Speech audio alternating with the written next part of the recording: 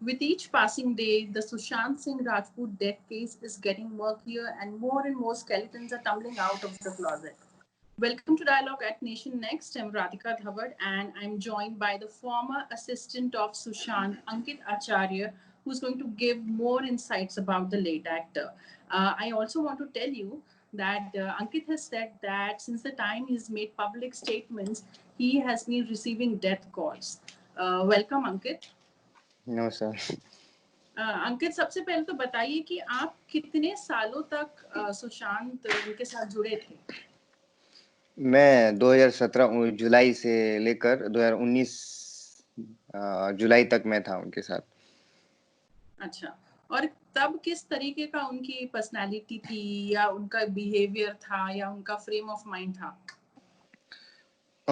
देखिए, सबसे पहले बात कि एक्टर कम और जो फैमिली मेंबर होते वो भी ज़्यादा थे, क्योंकि उनको मतलब बहुत चीज़ें मतलब सीखने को मतलब बहुत इच्छा थी कि मुझे ये सीखना है, मुझे वो सीखना है, गिटार सीखते रहते थे, गाना गाते थे, जय जय शिव शंभू गाना गाते थे एंड उनको टेलीस्कोप में बहुत दिलचस्पी था एंड सुबह-सुबह उनको उठाना पड़ता था 4 बजे, उठाने के बाद उनको टेलीस्कोप दिखाया जाता था, जुपिटर, सैटर्न ये सब देखा करते थे, मुझे भी दिखाया करते थे एंड फिर उन्होंने महामृत्युंजय मंत्र सुनते थे, मैं ही लगा के देता था। तो मतलब वो ऐसा इंसान जो मतलब साधारण ज़िंदगी गुज़ारना चाहता था। मतलब एक्टर बाद में, फैमिली मेंबर पहले।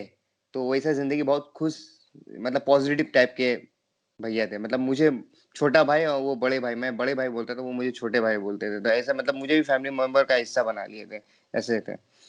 तो कभी आपको ऐसा नहीं लगा कि वो दुखी है किसी चीज से, परेशान है, ऐसा कभी आपको नहीं लगा? नहीं, ऐसा तो कभी नहीं लगा दुखी। हाँ, जब दुखी होते थे तो वो अगर कभी पोएम लिखते थे, माँ के बारे में पोएम लिखते, कविता लिखते थे, तो उनके आँख से आँसू निकलने लगता था क्योंकि माँ को बहुत मिस करते थे। मैं भी बहुत मिस करता हूँ। तो मुझे पोएम लिखते-लिखते समझाते थे कि हाँ, ये होता है, मतलब कविता समझाया करते थे। तो वो थोड़ा इमोशनल हो जाते थे एंड बाकी बात ऐसा कुछ नहीं है। कभी किसी दवाइयों पर थे वो कि हेवी मेडिकेशंस पे थे, कभी आप उनके साथ दिन रात रहते थे तो? नहीं, ऐसे तो कोई मेडिसिन्स तो नहीं लेते थे। हाँ, बट जो जिम जाते थे, तो जिम में जाने के बाद वो नॉर्मल सा प्रोटीन शेक ये सब लिया करते थे, कैल्शियम की दवाई, विटामिन्स ये सब लिया करते थे। ऐसे तो कोई डिप्रेशन की दवाई तो नहीं लेते थे। अंकित, जैसे न्यूज़ में आ रहा है, आप बता सकते हैं कि उनका अपने फादर के साथ और अपनी बहनों के साथ किस तरीके के संबंध थे? हाँ, देखिए, जब मैं था तो फादर से तो बात अच्छे से करते थे, बहन जो दिल्ली में प्रियंका दीदी से मिला हूँ एंड एक बार मैं मीतू दीदी से भी मिला हूँ। तो वो आती थी, कभी-कभी आती थी, एक बार मिला उनसे। तो उनमें ऐसा ऐसा कोई नहीं था, जब मैं था तो ऐसा कुछ नहीं था कि मतलब फैमिली से झगड़ा, बहुत अच्छे से बात करते थे फादर से एंड दीदी आती थी, प्रियंका दीदी दिल्ली से 3-4 महीने के लिए आती थी, रहती थी एंड मतलब ऐसा कुछ मतलब झगड़ा-वगड़ा नहीं था। मैंने जब सुना है कि रिया आई जब से, तो रिया फैमिली से दूर रखा जा रहा था, 50-50 सिम बदले जा रहे थे, ये सब मैंने सुना। इसलिए शायद फैमिली गुस्से में हो गए हों इसी के कारण।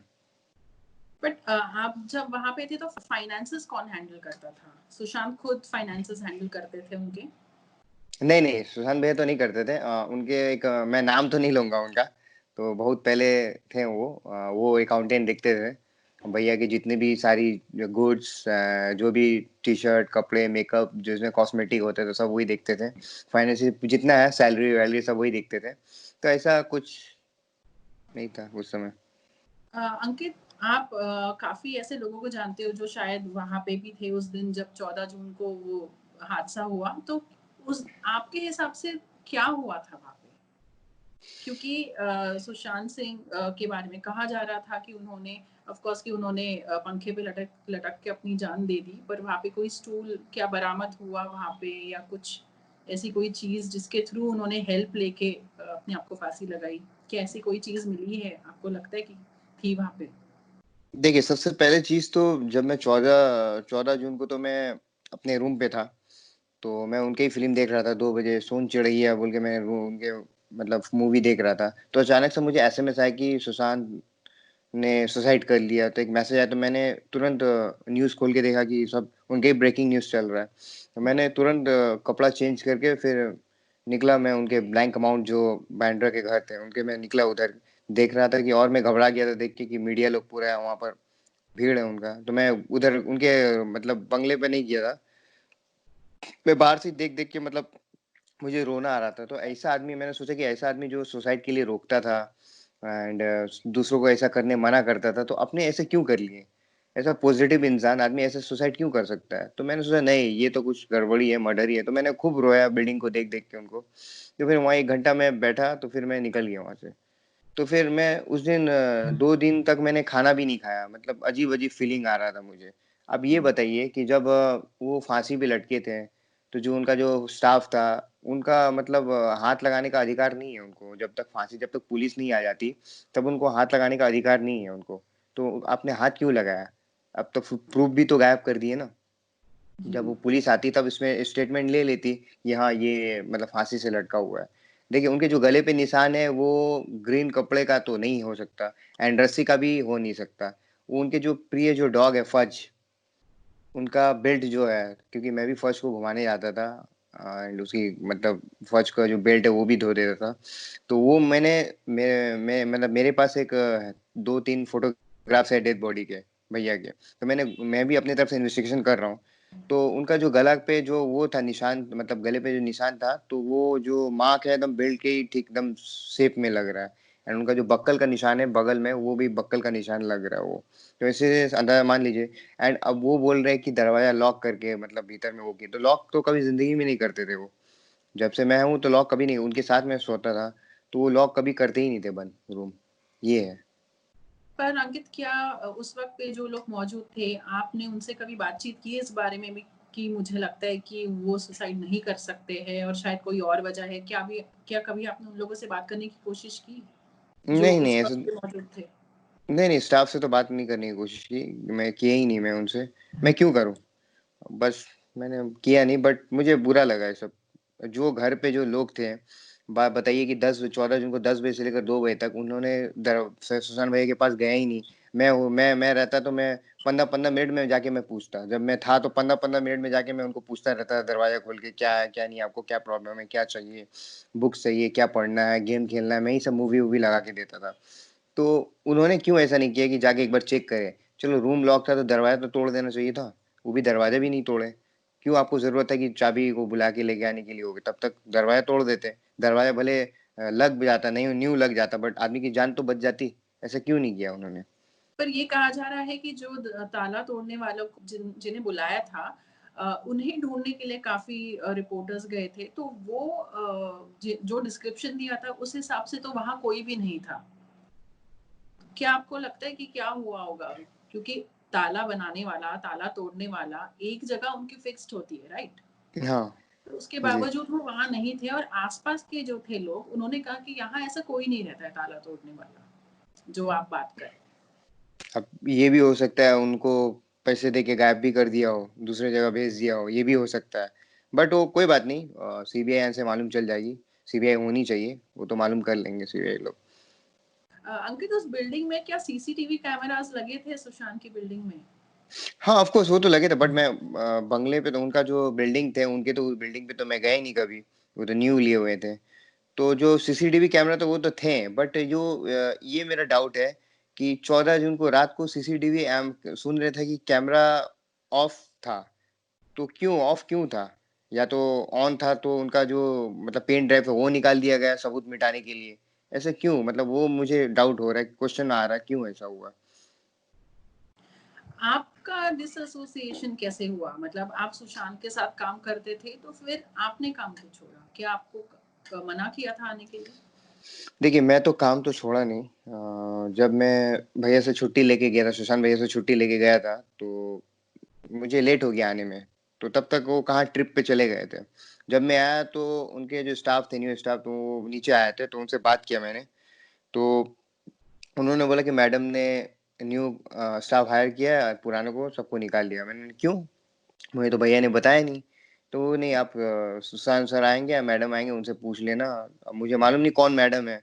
अब यही हो सकती है वो मैडम। एंड उसके बाद जब मैं आया फिर मैंने कुछ बोला नहीं, फिर सुशांत भैया को मैंने कॉल किया, बहुत बार कॉल किया, तो उनका स्विच ऑफ आ रहा था मोबाइल।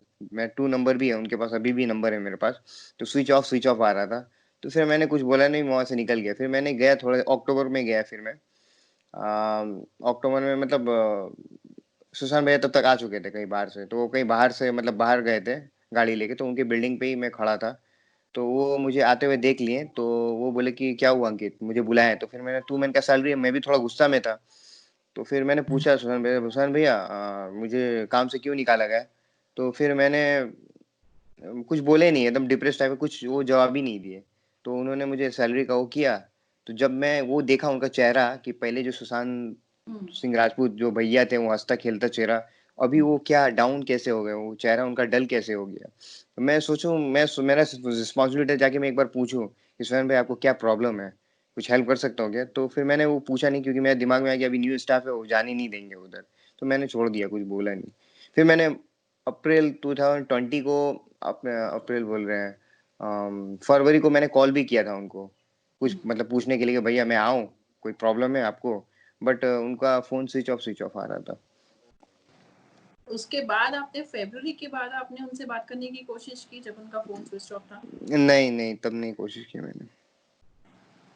आप ये जो ट्रिप की बात कर रहे हैं, क्या ये यूरोप ट्रिप की बात कर रहे हो जब सुशांत यूरोप ट्रिप गए थे? हो सकता है, बट मुझे मालूम नहीं था। जब यूरोप ट्रिप की बात करें तो हो सकता है वही ट्रिप हो। तो एंड रिया ये भी सुनाई दे रहा था कि सुशांत भैया और रिया जब गई थी यूरोप ट्रिप में, तो वहाँ कोई रेस्टोरेंट में कोई एक पेंटिंग देख लिए थे भूत का। तो उनको देख के डिप्रेस हो गया। तो एक बात बताइए कि जब आदमी वो भूत का पेंटिंग देख सकता है, तो और भी तो लोग हैं वहाँ, वो तो देख रहे हैं, उनको डिप्रेस क्यों नहीं हुआ? उनको भी तो डिप्रेस होना चाहिए ना, उनको भी डर लगना चाहिए ना। तो वो देख के मतलब फांसी लगा लिया, ऐसा थोड़ी होता है। वो तो आप भी देखे होंगे ना पेंटिंग, मैं भी देखा होंगे ना, और ईडी सर भी देखे होंगे जो फाइल अभी वो कर रहे हैं। उनको भी डिप्रेस होना चाहिए, तो उनको क्यों खास लगा कि उनको डिप्रेशन है बोल के? वो एक पेंटिंग, और वो खुद पेंटर थे।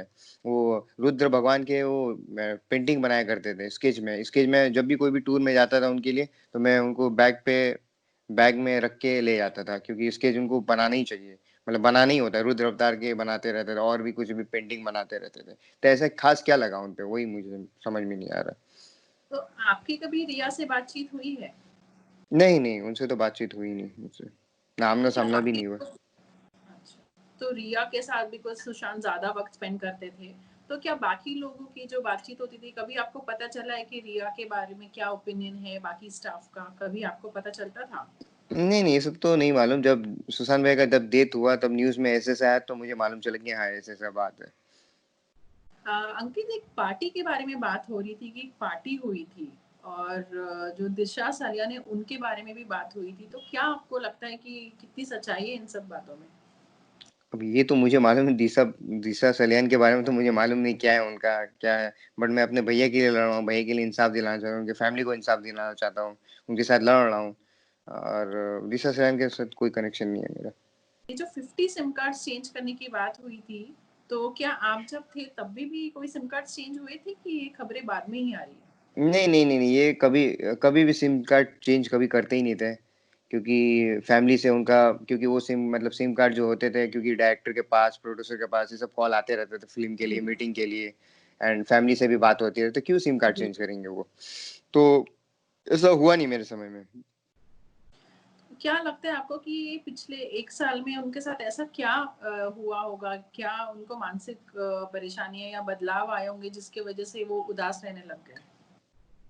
क्योंकि अब आप ये उन्हें बहुत करीब से जानते थे, उनके साथ रहते थे। अब ये तो मुझे मालूम नहीं क्या है कि जब से रिया आई है तब से उनका थोड़ा प्रेशर ज्यादा वो हो गया है। ये भी सुनते थे कि उनका जो पैसे एटीएम थे, इधर से उधर खर्च करती थी, उनके पास ही एटीएम रहती थी, रिया के पास उनका जो एटीएम था, ज़्यादा खर्च करती थी, ये भी हो सकता है। और बस और यही हो पार्टीज़ सकता। कितने फ्रीक्वेंटली होते थे? मतलब अदरवाइज़ ऑल्सो रिया के आने जब से पहले भी जब पार्टीज़ मैं नहीं नहीं, जब मैं था तो नॉर्मल पार्टी होती थी, वैसे भी होती नहीं थी नॉर्मल पार्टी। जैसे शाम को 8 बजे से लेकर रात को 12-1 बजे तक एकदम काफी हो जाता था। नॉर्मल पार्टी होके फिर चले जाते थे सब।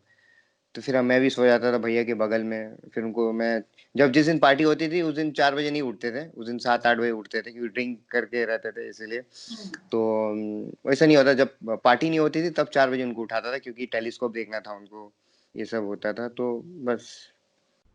अंकित, मुझे बताइए कि आपको तो पता होगा कि फिर सुशांत के बाकी सेलिब्रिटीज़ के साथ, बाकी एक्टर्स के साथ संबंध कैसे थे? जैसे बाकी जो और भी दूसरे मूवीज़ में जो काम कर रहे हैं, ज़रूरी नहीं कि जिनके साथ उन्होंने काम किया है, बाकी वो एक्टर्स के साथ उनके संबंध कैसे थे?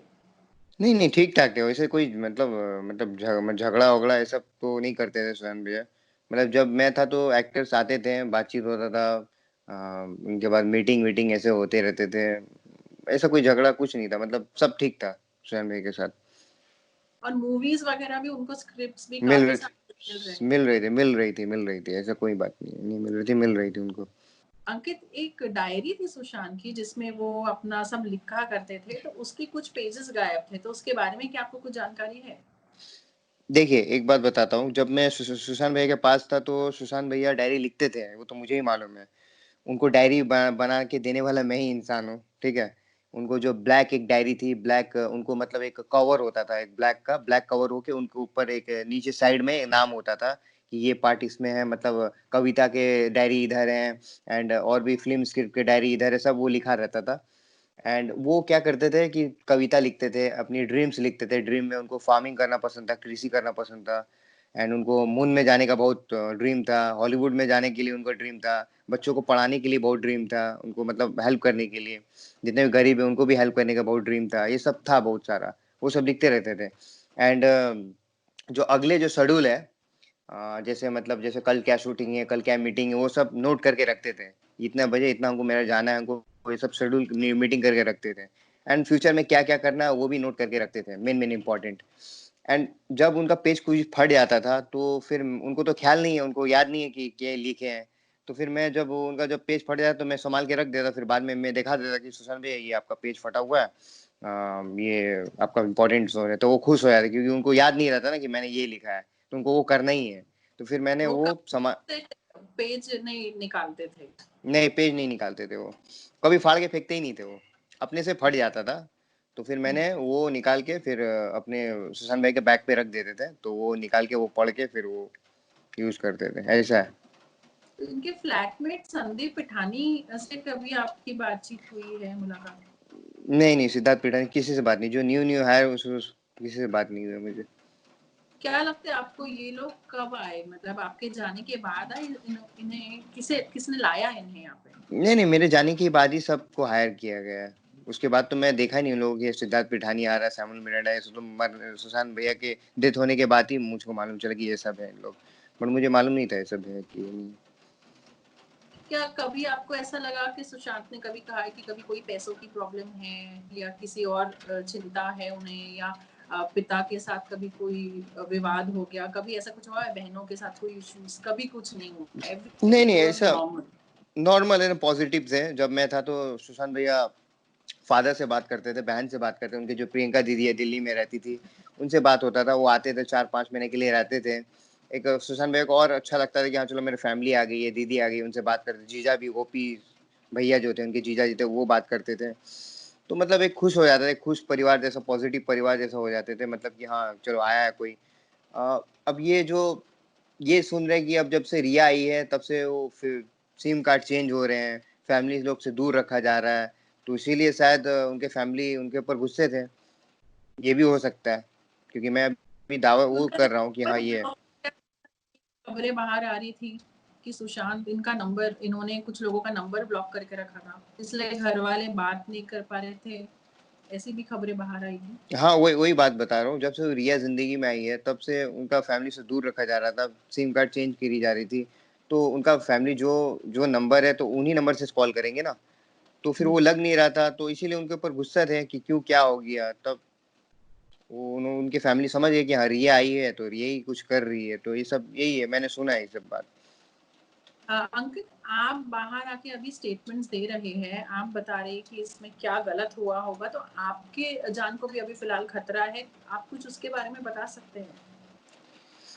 देखिए, एक बात बताना चाहता हूँ, सुशांत भैया तो मैं उनको दिल से मतलब बहुत मानता हूँ, अपने बड़े भाई जैसे मैं मानता हूँ उनको। अभी भी उनका आशीर्वाद है मेरे पास और उनके फैमिली है, जो उनके फैमिली है एंड उनके फैन है, उनके उनका आशीर्वाद भी है मेरे पास और सपोर्ट भी है मेरा पूरे भारत, पूरा दुनिया में मेरा सपोर्ट है। अब ये चाहता हूँ कि उनको जस्टिस मिले एंड उनको मतलब न्याय मिले और मैं मरते दम तक उनको मतलब जब तक मेरी जान है तब तक मैं उनको हेल्प हेल्प करता रहूँगा, न्याय दिलाते रहूँगा। मुझे मारने की धमकी भी आई थी, मतलब धमकी भी आई थी कॉल पे। तो मैंने इग्नोर कर दिया, गाली पे गाली दी जा रही थी एंड बोले थे तुम स्टेटमेंट क्यों दे रहे हो, मत दो, मर के क्या फ़ायदा, ये सब बहुत से आ रही थी, मैंने इग्नोर कर दिया, डिलीट मार के मैंने ब्लॉक कर दिया। मतलब फिर आप उन कॉल्स आ रहे थे, आप कह रहे हो? हाँ, कॉल आ रहे थे धमकी की, नौकरी भी मेरी चली गई, जी, उनके लिए बहुत कुछ खो दिया मैंने, आपने तो सुना ही होगा न्यूज़ पे, मैं नौकरी भी खो जी। मतलब चला गया, बहुत कुछ खो दिया उनके लिए, तब भी मैं लड़ रहा हूँ उनके लिए एंड धमकी भी आ रही थी तो मैंने इग्नोर कर दिया, मुझे मौत से डर नहीं लगता, वो तो सबको एक ना एक दिन आनी ही है मौत, पर ठीक है? अंकित, आप आपको एग्ज़ैक्टली क्या कहा गया कि आप क्यों ऐसे स्टेटमेंट्स कर रहे हो?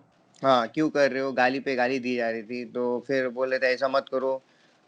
उसके बाद फिर मैं नर्वस भी हो गया था उस समय कि अचानक गाली दे रहे हैं, स्टेटमेंट ऐसे-ऐसे क्यों बोल रहे हैं, तो मैंने काट दिया, संग-संग काट दिया। काट के मैंने मतलब ब्लॉक करके डिलीट मार दिया। मुझे डर भी लग रहा उस समय कुछ समझ ही में नहीं आ रहा था क्या, ब्लैंक हो गया था मेरा दिमाग। तो जी। फिर मैंने स्टेटमेंट दे दी कि मुझे धमकी आ रही थी, मीडिया लोग को मैंने बताया कि ऐसी-ऐसी बात है। अंकित, थैंक यू सो मच हमसे जुड़ने के लिए, शुक्रिया। हम लोग बस यही होप करते हैं कि सुशांत को जस्टिस मिले and we just hope definitely. कि आप भी सही सलामत रहें। Thank you, thank you. Thank you so much. Subscribe to Nation Next YouTube channel and press the bell icon to get regular updates from Nation Next. Also like Nation Next Facebook page and follow us on Instagram and Twitter.